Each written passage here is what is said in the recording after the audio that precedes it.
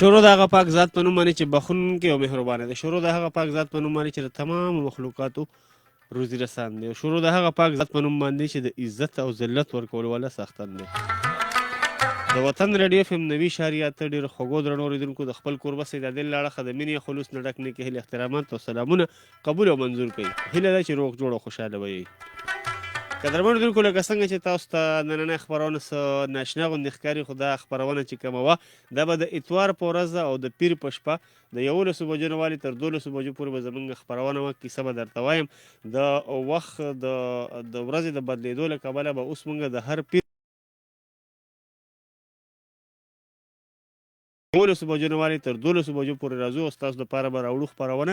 کیسه به درته وایم. په کیسه به درته وایم کې موږ په تیرو وختونو کې د یوسف خان شیربانو، ادم خان درخانۍ، فرهاد شیرینی او داسې د حاتم تایي او داسې ډېرې نورې کیسې تاسو سره شریکې کړي دي. نن به راسره د منګری نومې یو ناول دی، دا به در سره شریکوم. هیله ده چې دا ناول به هم ستاسو ډېر زیات خوښ شي. او که تاسو زموږ سره پروګرام کې راتلل غواړئ او موږ سره خپله مینه خپل محبتونه شریکول غواړئ نو ستاسو دپاره د ټلیفون شمېره ده 0937 55 12 21 باندې تاسو راتلی شي او موږ سره خپله مینه خپل محبتونه د کیسې د ختمېدو نه پس موږ سره نیمه ګنټه چې زموږ کیسه ده هغه به در سره شریکو. د هغې نه پس موسیقي هم د دې خپرونې ښکلا او ځلا ده او د هغې نه پس ستاسو مینه ستاسو محبتونه په 0937 55 12 21 باندې چې کوم نیغ په نیغه را روان دي هغه به را سره شریکوم. نننی چې کوم ناول دی دا کتاب موږ ته راکړی دی د تخبایه یو ډېر لوی نوم د ادب د دنیا ساجد شایق صاحب چې په شعر هم پوهیږي او په نثر باندې هم هغه ډېر عبور حاصل دی. ساجد شایق صاحب ډېره زیاته مننه کوم چې هغوی موږ ته دومره ښکلی کتاب د خپلو مینوالو دپاره راډالی کړو. منګری او د دې ناول لیکوال دی غازي سیال صاحب. غازي سیال صاحب له دې الله ډېر لوی مقام ورکړي او الله تعالی له هغه لوی جهان هغه لوی سفر چې کوم دی هغه ښایسته کړي. دا یو ښکلی شان ناول دی، زما ډېر زیات خوښ دی. نو په دې وجه ستاسو سره شریکوم ځکه چې زموږ کوم ناول زما خوښ شي یا کومه کیسه مې خوښه شي نو هغه په ما باندې داسې لګي لکه ډېره خوږه را باندې لګي نو هغه ستاسو سره هم شریکوم ځکه چې تاسو راته هم د ځانه ډېر ګران یې. د کیسې دا د ناول دی د منګری او منګری شروع راته کوم. شهناز د تره لور وه، شهناز د جعفر د تره لور وه. دواړو په یو بل بې کچه مینه کوله. د دواړو زړونه د یو بل دپاره په مینه کې یو شان درزېدل. یو ځای لوبې، یو ځای ناسته پاسته، یو ځای سبق ته تلل، یو ځای د سبق نه راتلل او یو ځای سبق زوتول. چېرته چې به جعفر و هلته به شهناز موجوده وه او چېرته چې به شهناز و هلته به جعفر موجود و. د مینې او د وینې د رشتې دا راز د دوی په منځ کې موجود و. د دوی هره خبره شریکه وه. کومه خبره چې به کوم یو وکړه بل ته به منظوره وه. د مینې او د وینې د تړون په داسې ماحول کې جعفر او شهناز د وخت په پوړو بره ختل. څومره چې بچې هغه په بره ختل دومره به د دوی مینه هم پخېده.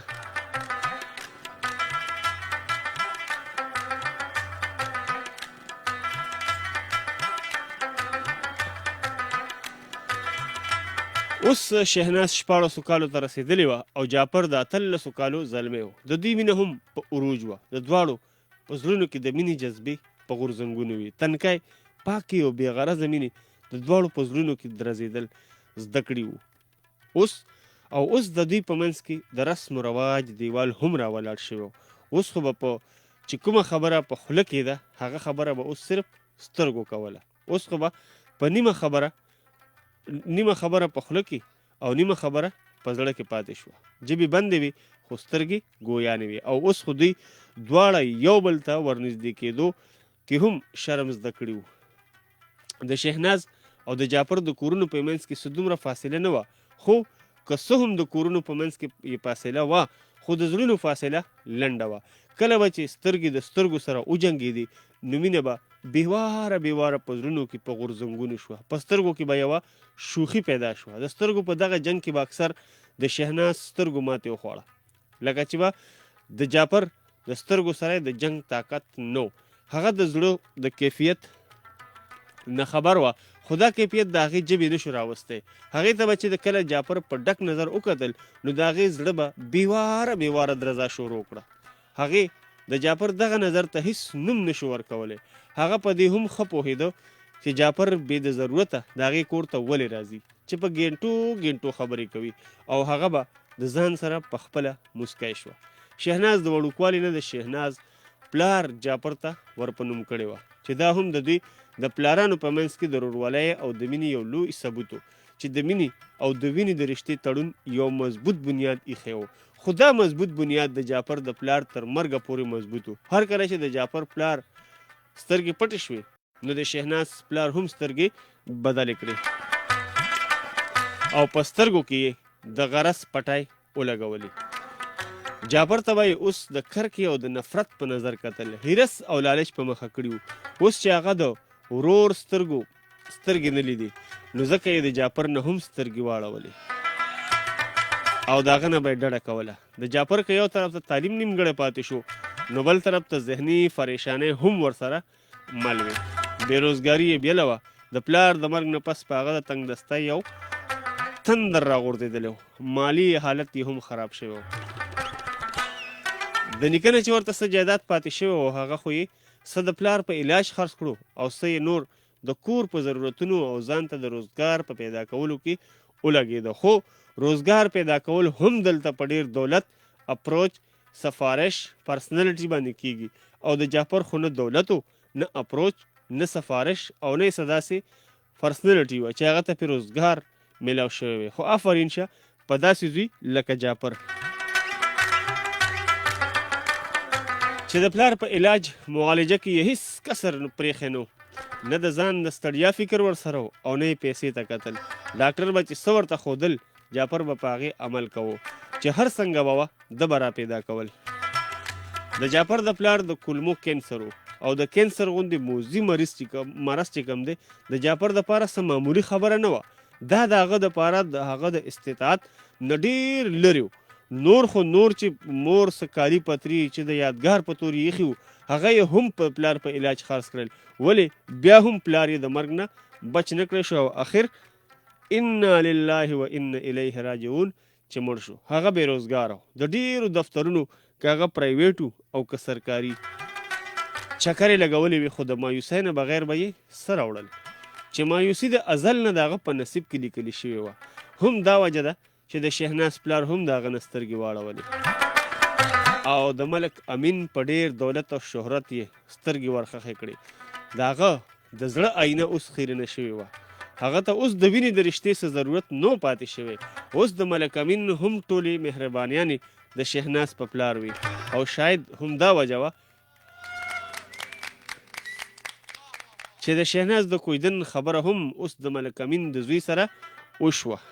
نو ځکه به هم چې اوس هغه د جعفر سره په غیر ارادي طور سره مخامخ شو نو د هغه نه به یې سترګې واړولې او په ډېره کرکه به یې ورته وکتل. اوس د جعفر سره هم دا احساس مل شوی و چې د هغه نه اوس د هغه تره کرکه ولې کوي.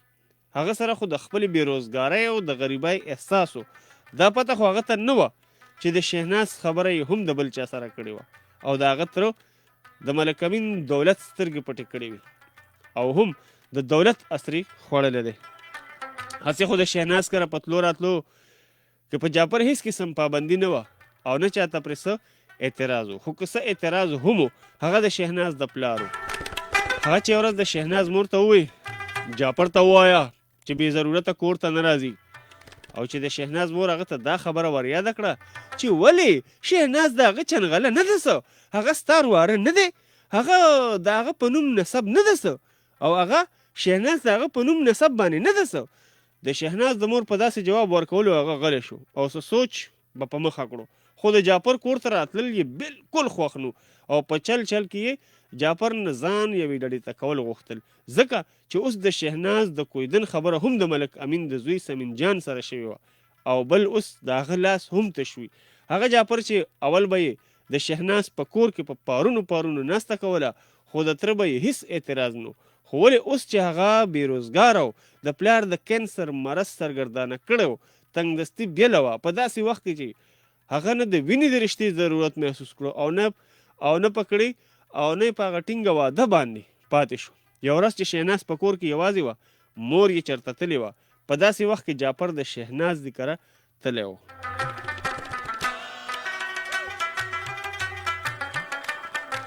د شهناز سره یې څه خبره کوله چې ناڅاپه په دروازه کې د شهناز پلار راښکاره شو.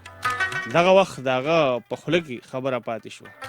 شهناز د چای ډکه پیاله جعفر ته نیولې وه او د پلار په لیدو یې لاس په رپا شو. پیاله یې د لاس نه ښکته پرېوته، په فرش باندې ټوکړې ټوکړې شو. هغې داسې محسوسولی لکه چې څوک په غلا پورې ونیوي، لکه چې هغه په خپل اغلوي. د هغې نظر د پلار په طرف لاړ، خو د پلار غضبناک نظر ته یې نظر نشو ټینګېدی. بې اختیاره یې سترګې ټیټې ځمکې ته ونیوې، د خپې په غټې ګوتې ته یې کتل. جعفر غلی غوندې پاڅېد او په درنو قدمونو د کور د وره په طرف روان شو. هغه داسې محسوسولی لکه چې د هغه په خپو پورې من خټه نښتې شوي وي. د شهناز پلار په جعفر پسې کتل، دومره ورپسې کتل تر څو چې هغه د ور نه بهر شوی نه و. هغه د وره نه بهر شو، بیا یې مخ راواړو شهناز ته او شهناز ته یې په خوړونکي نظر وکتل او تړاق شو چې یو د شهناز په مخ د پلار درنه څپېړه پرېوته. هغه یو وخت وکړل او لاس یې په مخ ونیو. جعفر د څپېړې تړاق هغه اواز چې کوم دی هغه بهر واورېده. هغه ته داسې ولګېده لکه چې دا څپېړه د هغه په زړه پرېوتې وي، لکه چې د هغه په زړه چا غنې راښکلي وي. څه ساعت د وره سره ودرېدو او بیا تیز تیز خپل کور طرف ته روان شو. د شهناز په سترګو کې غټې غټې اوښکې لرې برې شوې. د اننګو په څوکې یې راپرېوتې او د زنې په سر یې څاڅکي څاڅکي وورېدې. هغې پلار ته وکتل او پلار یې هغې ته کتل. دواړو څه ونه وي. د هغې پلار خپلې کمرې ته لاړو، خو بیا ډېر زر راووتو. شهناز ته مخامخ ودرېدو، یو تیز سرسري نظر یې پرې تېر کړو. مور دې چېرته ده؟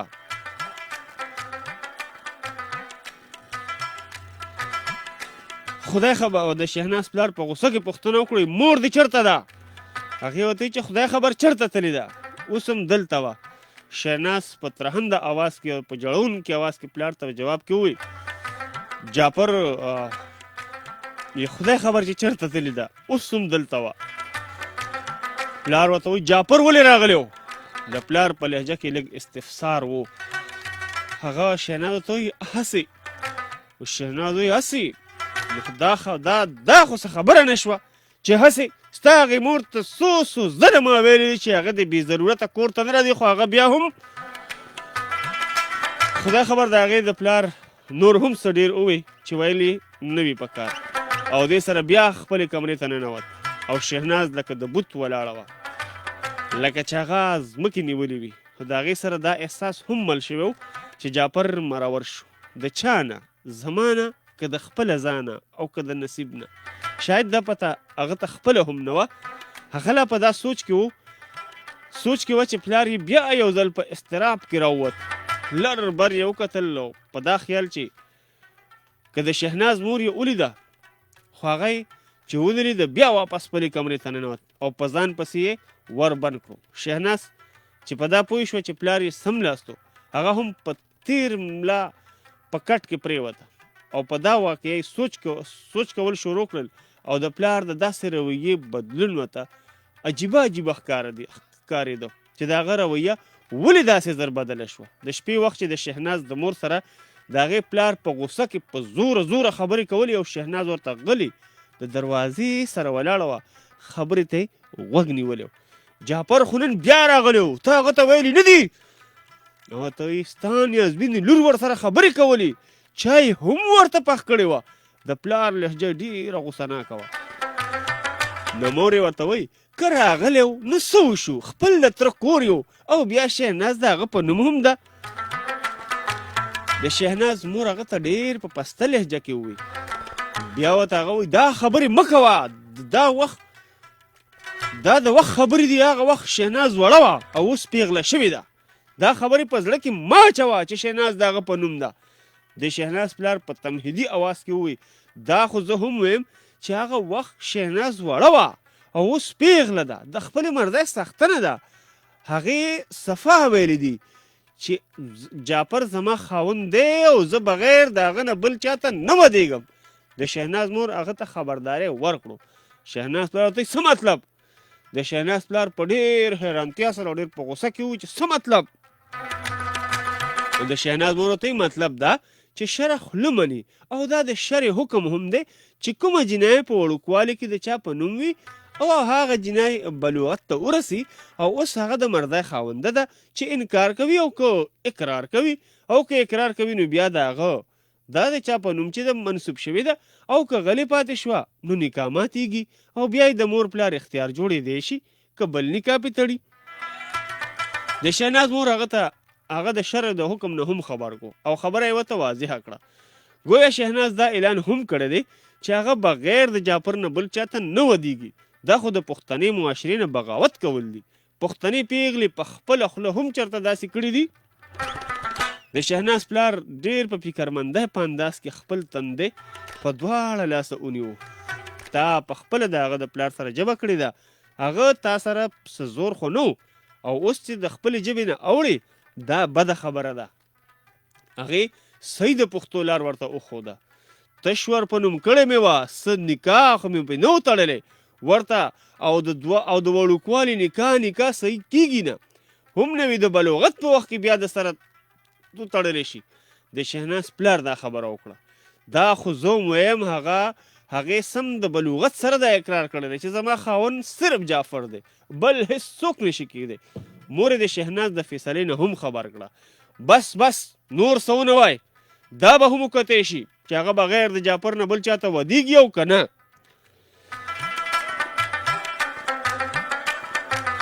ما د شهناز د واده خبره بل چرته کړې ده. پلار یې خپله حتمي فیصله چې کوم ده واوروله. ژبه پښتو ده، ژبه ایمان دی او د چا چې ژبه نه وي هغه پښتون نه دی او د هغه ایمان نه وي. د مور د خولې نه دا خبره وتل وي چې تړاخ شو په مخ یو درنه څپېړه ور پرېوته او د نور څه ویلو بغیر د کمرې نه ووته او په وتو کې وی ما چې څه وی په هغې عمل کوه. دا یې وی او په یو شک سره د کمرې نه ووت. شهناز د دروازې سره جوخته شوه. دومره یې په پلار پسې کتل تر څو چې خپلې کمرې ته رسېدلی نو. څه وخت چې هغه په ځان پسې دروازه په زوره سره بنده کړه، شهناز د اطمینان ساه راښکله. د مور کمرې ته ورننوته. مور یې له هغسې د څپېړې د سوینه په مخ لاس نیولی و.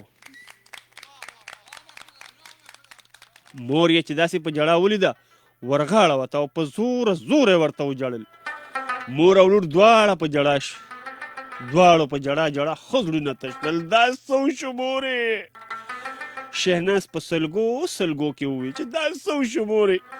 نو مور یې ورته وایي زه ډېره بېوسه یم لورې، زه ډېره بېوسه یم، ډېره بېوسه. د خپل نصیب نه ګیله کوه.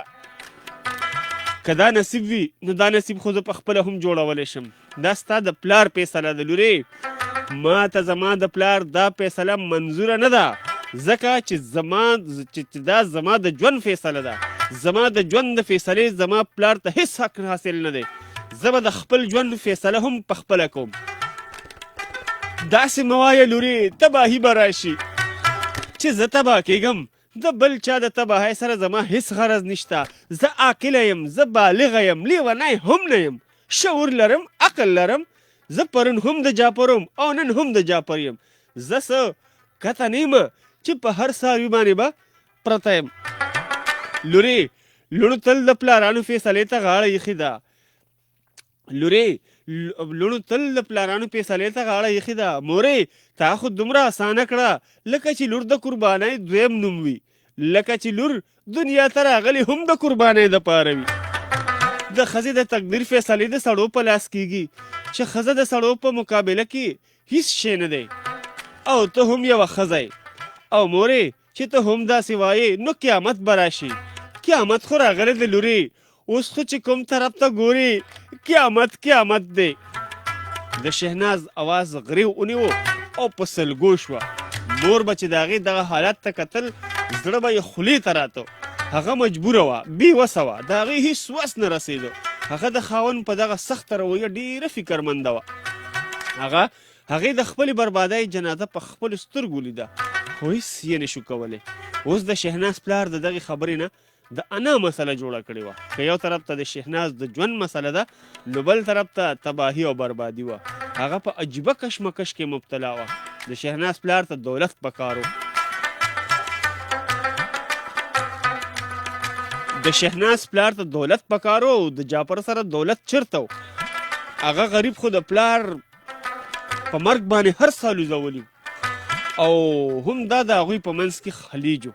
د جعفر په نسبت د ملک امین سره هر څه موجود و چې هر څه به یې پکارو، هر وخت به موجود و او هم دغې اسرې د شهناز پلار خوړلی و. سره غرمه وه، شهناز په خپل کور کې خفا زهیره ناسته وه. خفه به دې وه چې د هغې د کوره بله ورځ جعفر خپتلی و. د پلار په سخته رویه سوچ کولو. هغې د کټ په بازو باندې سر ایښی و، خپې په مځکه ځوړندې پرتې وي. داسې معلومېده لکه چې نیمه اوده او نیمه ویښه وي. هغې په چت سترګې ورخښې کړې وي. د زړه سره یې په زړه کې خبرې کولې. هغه زما پلار دی چې هر څه وایي، خو ته مې د پلار په خبرو پسې مزه. زه ستا یم او ستا به یم، ټول عمر به دا ستا یم، ټول عمر به دا ستا یم، په هر حال کې به ستا یم، که دنیا ورانیږي او که ودانیږي. جعفره زما دې په خدای قسم وي چې زه به تا چرې خفه نه کړم. شهناز دا د زړه سره په دې خبرو کې وه، په دا سوچ کې ډوبه تلې وه. ناڅاپه د کور ور وډبېدو. هغه د سوچ د دنیا نه رابهر شوه. ټک ټک ټک ټک بیا ور وډبېدو. ټک ټک بیا ور وډبېد. هغه پاڅېده او وایي څوک یې؟ آوازه ته وشو ور لړکه. د ور د لرې کېدو سره یو سپین ږیری سړی بې پوښتنې بې اجازته کور ته راننوت. سپین ږیري تک سپینې جامې اچولې وې، همسا یې په لاس کې وه، په شونډو یې نری نری مسکا خوره وه. نیغ په شهناز پسې د هغې کمرې ته ورننوتو. شهناز بې حرکته په کټ کې کېناسته او سپین ږیری یې د کټ سره ودرېدو. ما ته ستړي مشي نه وایې. سپین ږیري په ډېر اطمینان سره ووایي. شهناز ته وایي زه تا نه پېژنم چې ته څوک یې. زه په کور کې یوازې یم او زما د کور دغه لاره ده او دغه ور دی. شهناز هغه ته په ګوته باندې لار وښوده. دی ورته وایي نه وځم، زه څه بیا د وتو دپاره خو نه یم راغلی. زما تا سره کار دی چې زما کار وشي بیا به زه په خپله وځم. سپین ږیري په جواب کې ورته دغه خبره وکړه. زه د پلار په سترګو درته ګورم، خو ته خدای خبر یې څه شی. شهناز سپین ږیری د مټ نه ونیو، ډېر زور یې وکړو، خو هغه یې د ځای نه هم ونه خوځو. هغه حیرانه حیرانه بیا په کټ کې کېناسته. د کېناستو سره یې د هغې مړوند روغ غوندې ونیو. هغې مړوند سنډ و او مخ یې د قهر نه وینې وینې و. نور یې د زړه صبر تمام شو. یو تړاق شو چې څپېړی والا، یو غځولې څپېړی والا په ګس لاس د سپینې ږیرې په مخ ور خلاصه کړه.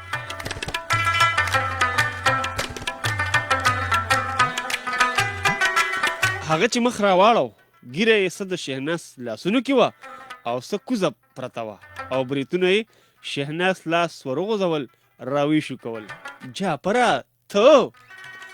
د شهناز وجود لا اوس هم په رپاو، زړه یې هغسې درب درب کول. او شهناز ما ته پته وه چې نن ستا مور پلار دواړه په کور کې نشته او په دا چل مې ځان ستا ته راورسو. زما زړه خو اوس هم خپل ځای ته نه دی راغلی. دا خو شکر دی چې ما چغې نه دي وهلي، ګنې دا به بیا بیله بدنامي راپورې شوې وه. دا فطرتي امر دی چې د هرې مور دا زړه غواړي چې د هغې کور ته دې ښکلې نه ښکلې انګور راشي. او هم دغه خواهش د جعفر د مور په زړه کې غځونې کولې.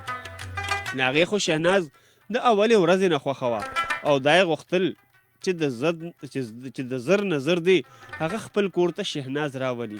د هغې خو دا خیالو چې هغه خو هسې هم د جعفر په نوم ده، تش وینا کول دی او په ډولۍ کې راوستل دي. د نورې کیسې نه خو هغه غریبه نه وه خبر. هغه په ډاډه زړه د شهناز دي کره لاړه. دا وخت د شهناز پلار هم موجود و.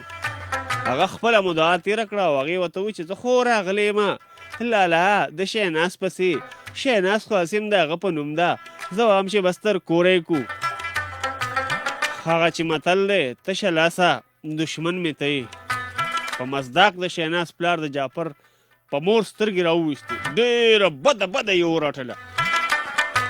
هغې کړې ژبه ور یاده کړه، خو هغه د هر څه نه منکر او مخ یې واړو، صفا انکاري شو. د شهناز مور غلې پاڅېده، جامې یې وڅنډلې او د شهناز پلار ته مخامخ ودرېده. د سر نه تر خپو یې نظر په تېر کړو او په غوسه کې هغه ته دا خبرداری ورکړو، یاد لره شهناز پرون هم زما انګور وه او نن هم زما انګور ده، ستا په کور کې زما امانته ده. څه وخت چې زما خوښه وي ډولی به راولم او شهناز به پکې کینوم. شهناز د هیڅ چا نشي کیدی. دا زما ده او په پښتو کې هم زما ده او په اسلام کې هم زما ده. د جعفر مور یو ځل بیا په هغه نظر تیر کړو او په چاقو قدمونو د کور نه ووته.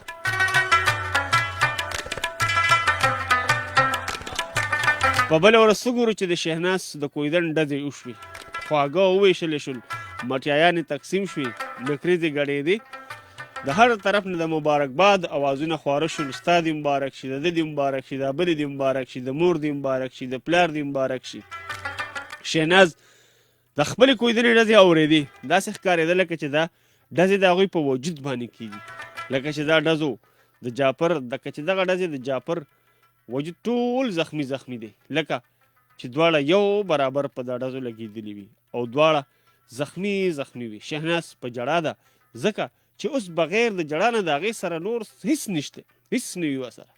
اوس د حالاتو سره مقابله کول د هغې دپاره ډېر ګران وي او اوس د هغې په پښتو کې د رسم و رواج زنځیر پروت، هغې په خپو کې د پښتو د رسم و رواج زنځیر پرېوتی دی. اوس خو هغه په داسې زنځیرونو کې تړلې شوې وه چې د خلاصون یې هېڅ صورت نه. اوس خو د هغې دپاره هره لار بنده وه.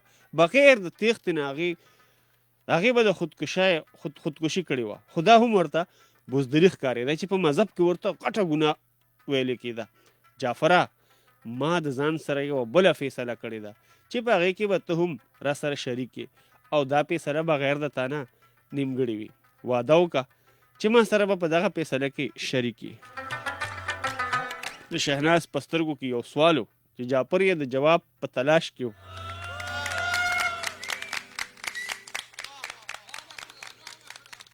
تا بیا د بد اعتمادۍ خبرې وکړې. ستا په ما اعتماد نشته لکه چې زه درته بې اعتماده ښکارم. جعفر د شهناز په لاس کې لاس ورکړ. نو بیا دا واوره، زما چې کله د واده شپه وي ته به د خوړ غاړې ته ځان را رسوي او زما انتظار به کوي. زه به تا ته په هر صورت کې ځان را رسوم. یوه تیزه کریکه به وهم. کله چې ستا غوږونو ته زما کریکه در ورسي نو بیا پوه شه چې زه راغلم. ته به تیار ناستې، ما به د ځان سره اخلي او د دې ځای نه به مې وباسي. او که چېرته مې د کریکې اواز وانه اورېدو نو پوه شه چې زه به مړه یم. خو ګوره، زما مړ وجود هم هلته پرېنږدې. په هر صورت کې چې وي زما مړ وجود به د ځان سره وړې، ځکه چې زه ستا یم. زما د هر وجود هره حصه ستا امانت ده. زه به ستا په امانت کې خیانت ونه کړم. شهناز اسمان طرف ته وکتل او یو سوړه سویلی یې وکړو. دا وخت هغه ډېره ښکلې ښکارېده. د سپوږمۍ سپینې او یخې پلوشې خورېدې. جعفر چې هغې ته کتل نو ورته داسې ښکارېده لکه چې دوی سپوږمۍ د یو بلې سره سیالي کوي. یوه د اسمان سپوږمۍ وه او بله د ځمکې سپوږمۍ شهناز وه. جعفر د شهناز د مخ په کتاب د لفظونو په معنا رسېدلی و چې لکه چې اوس شهناز ته احساس شوی وي لکه چې هغې خپل پلار ته دا پیغور نه و خوښ، لکه چې هغې سره د خاندان او د وقار خیال پیدا شوی وي. هغې اراده بدله کړې ده. هغه د شپې په چوپیا کې ګم سم د جعفر په مخ کې ولاړه وه. د شپې چوپیا په هر څه اثر کړی و، هر څه خاموش وي. کله به چې د شپې په دا خاموشه کې د ګیدړو اواز خور شو او د کلي سپو به غفا ورپسې یو غفا جوړه کړه نو د څه ساعت دپاره به یې د شپې دا خاموشي ماته کړه.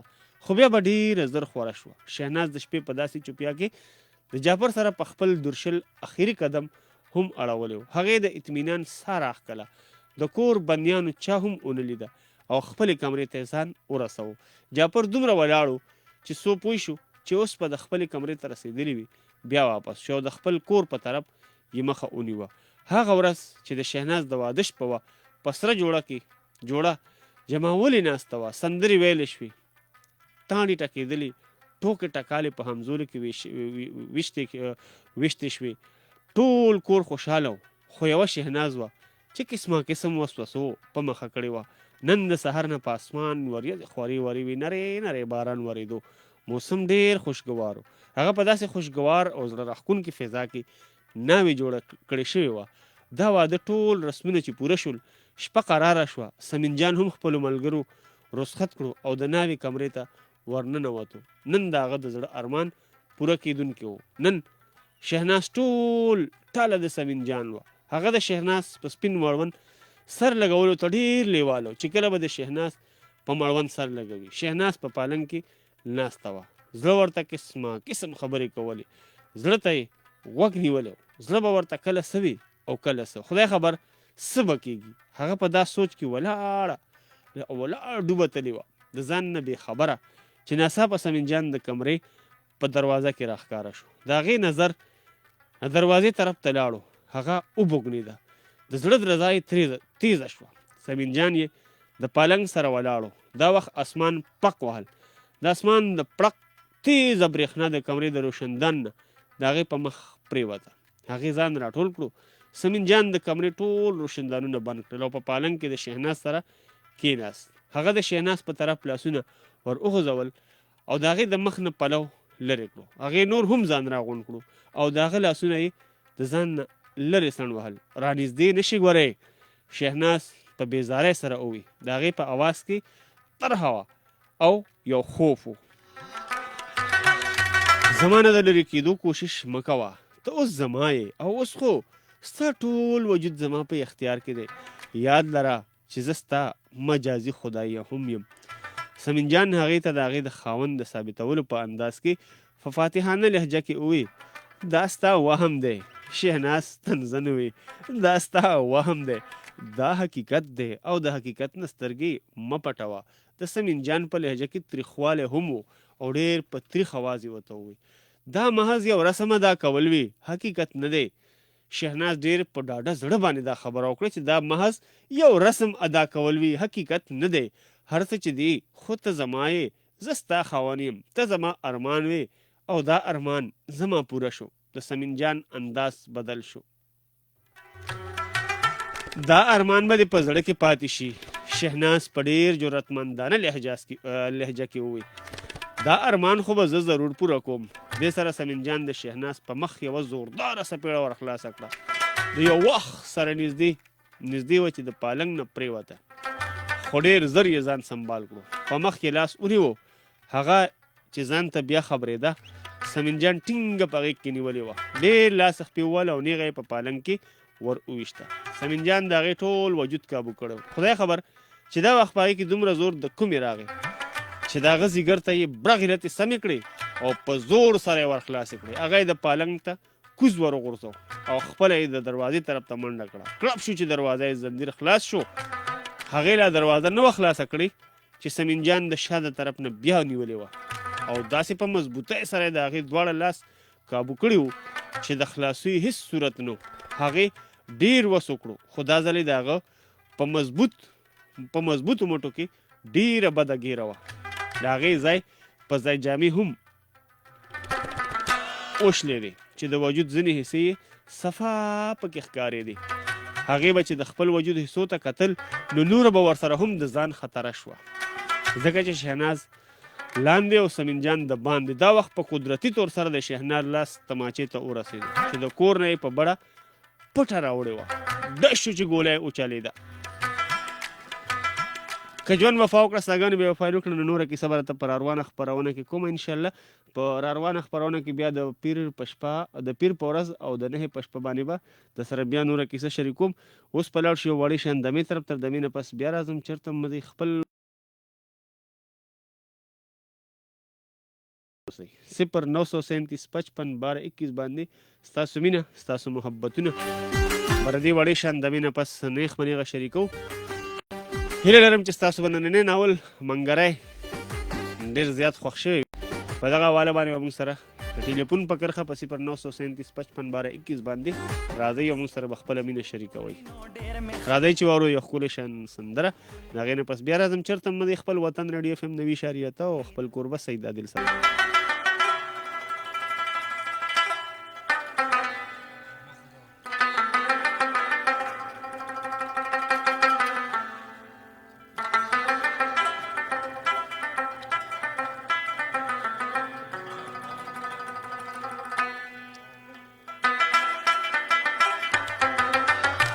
قدرمن درکو یو واري بیا ستاسو کوربه سید عادل تاسو ته وایي هرکلی غږ د وطن رادیو FM 90.8 او خپرونه د کیسه به درته وایم او څنګه چې تاسو ته د کیسې د نوم د پروګرام د نوم نه واضحه ده چې په دې کې به کیسې وي، په دې کې به افسانې وي، په دې کې به ناولې وي، په دې کې به ډرامې وي. نو هغه خپرونه چې کوم ده هغه نن هم روانه ده او موږ پکې ستاسو سره د دې منګری ناول چې کوم دی وړومبنۍ حصه تاسو سره شریکه کړه.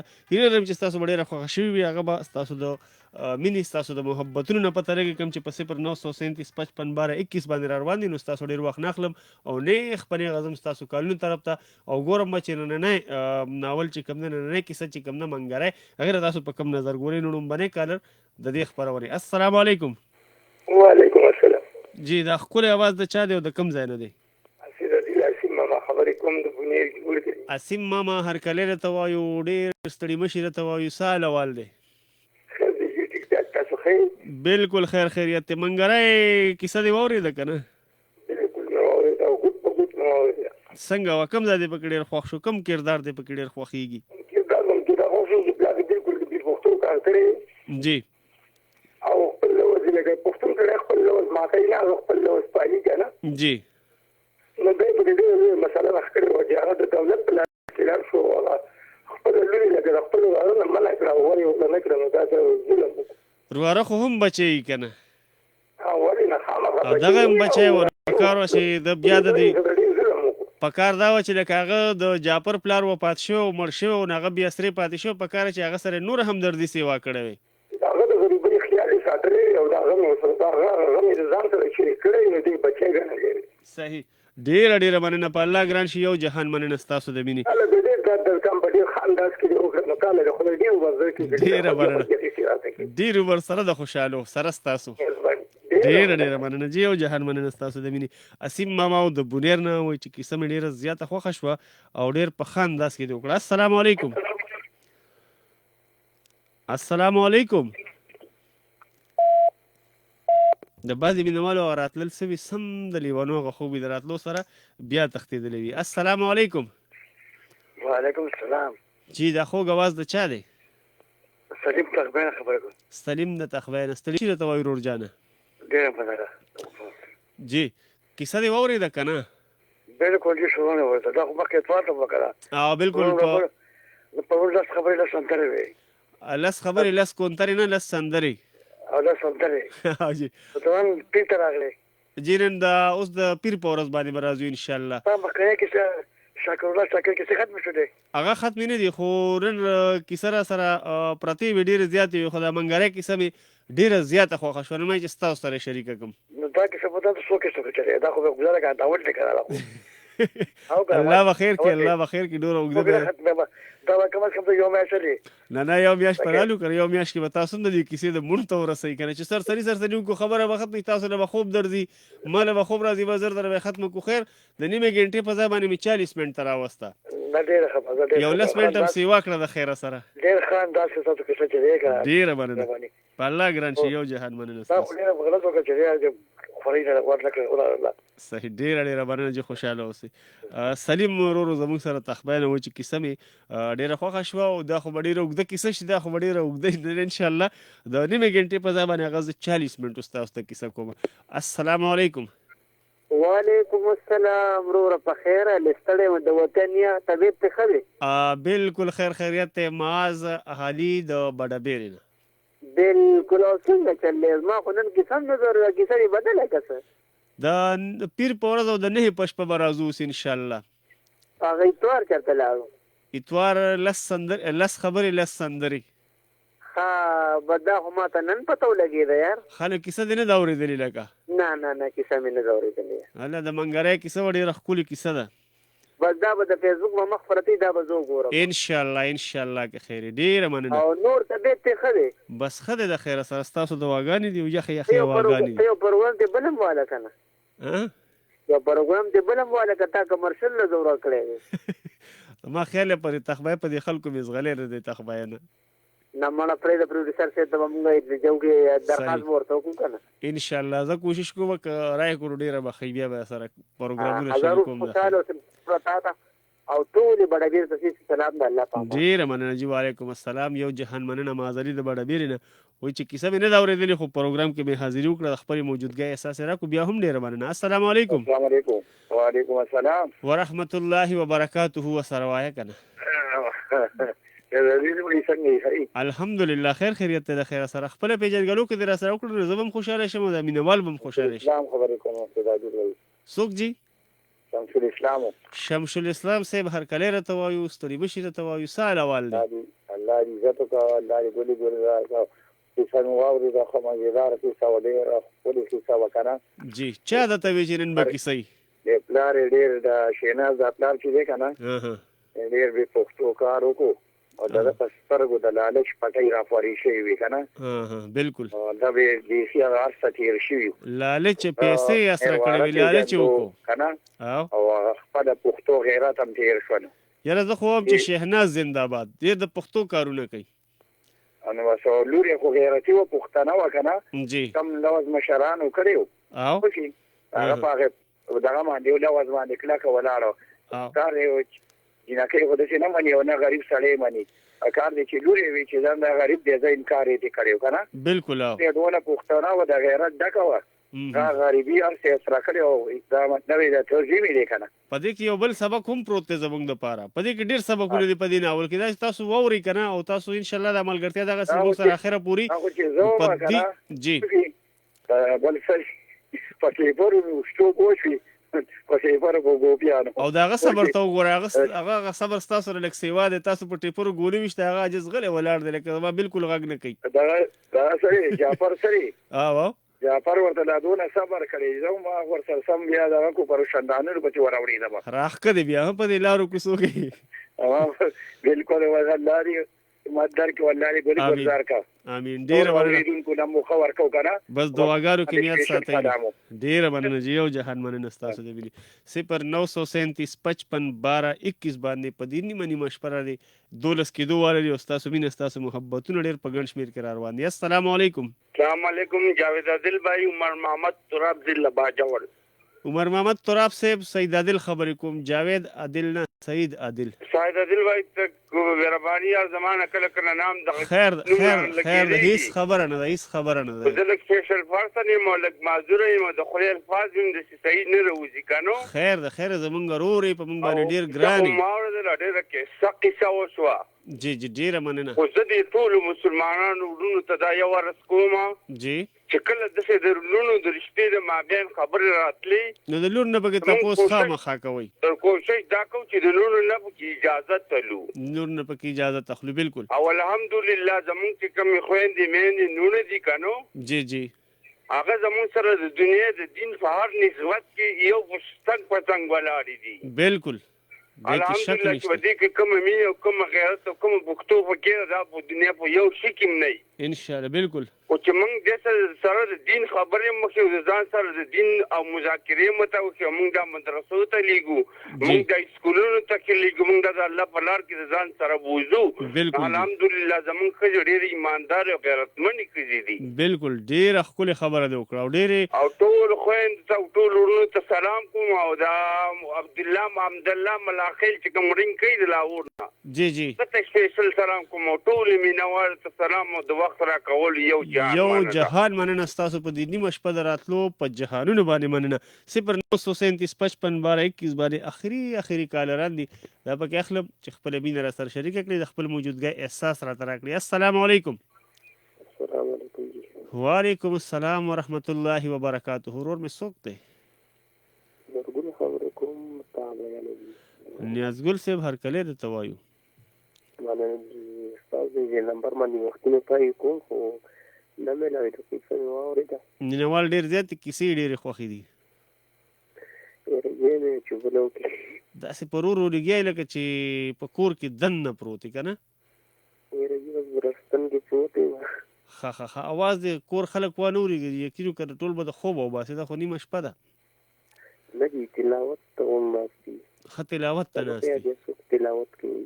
صحیح زه شکر ادا چې دا تلاوت ختمي نو دعا پکې سید عادل ورته مو کوي. ښه صحیح ده ټول ملګرو ته دا سلام ډېره مننه جی او جهان مننه ستاسو د مینې 0937 55 12 21 باندې ستاسو مینه ستاسو محبتونه. السلام علیکم. وعلیکم السلام. څنګه الحمدلله بالکل ټیک ټاک د خیر سره. سر جواد خبرې کوم د تغذیه تحصیل جواد د تخبیه تحصیل نه ستړی مشي. الله دې خوشاله کړه سره الله دې ژوندی ساته. منګری دی واورېده که نه کیسه دی واورېده د منګری که نه جی او ډېره ښکلې وه بس داسې بېغمه راټول شوي ورته پروت یم واورئ سره جاپر دی پکې خوښ شو که شهناز کردارونه دواړو بس د دواړو مینې ته مې سلام دی سره. مړه زما خو په دې جاپر باندې ډېر ترس شو غریب هېڅ نه وایي غلی ولاړ دی بس زړه مې کې خوږ شو نو هغې غریب څه وینه که نه څه دی ویلی نن سبا خو بس دا خلک کمزوري په دې وجې دي پوه شو صحیح چا سره پیسې نه وي نو بس غریب بس هسې بلکل جي صحیح ډېره مننه یو جهان مننه ستاسو د مینې انشاءالله سره زه به ستاسو د پسې ته د خیره سره بله هفته کې لازمي بس انتظار انشاءالله که مرګي لرګي نه کړو راځو به انشاءالله بیا به راسره کیسې شریکو ښه که خیري انشاءالله ډېره ښکلې اندازه مو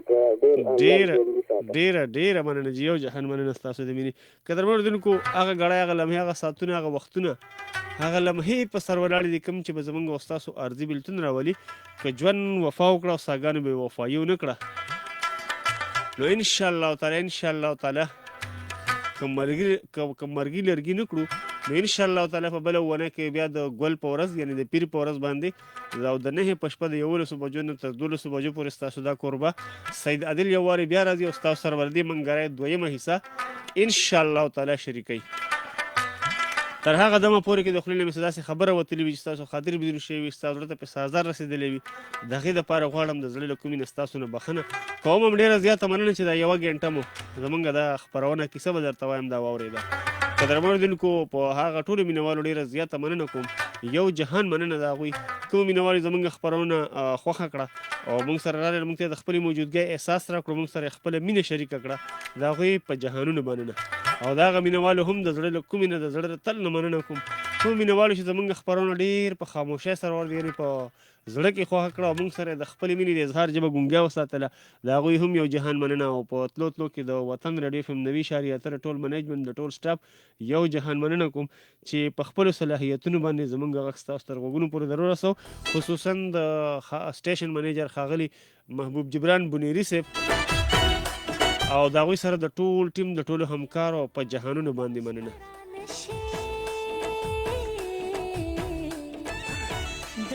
قدرمنو اورېدونکو په تلو کې لکه نور کله په شان هغه زاړه درخواستونه پیغام ورته ده کړم چې پیغام خو ډېر لوی خلک ورکوي او زه خو ستاسو د خپو خور یم نیم خپلو بچو له په لاسو کې قلم او کتاب وله ورکوي د هغوی د لاسونو نه شهي څیزونه ټوپکې تماچې دا ترې په رضا واخلئ په زور ترې واخلئ خو په لاسو کې ولې یو روښانه مستقبل په شکل کې قلم او کتاب وله ورکوي.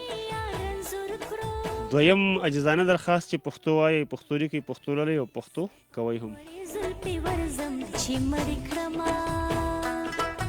الله دې بیا راوله یاره الله دې بیا راوله یاره او ماشوم زړګی مې درپسې جړه کوي چې رخصت اخلي منګل راکه چې رخصت اخلي منګل راکه او چې پناه کېږي مخ راواړوه مینه او دا ته چې ځې اخر به لاړ شي عادل جانه دا ته چې ځې اخر به لاړ شي ما ته ګړی په ګړی مه وایه چې زما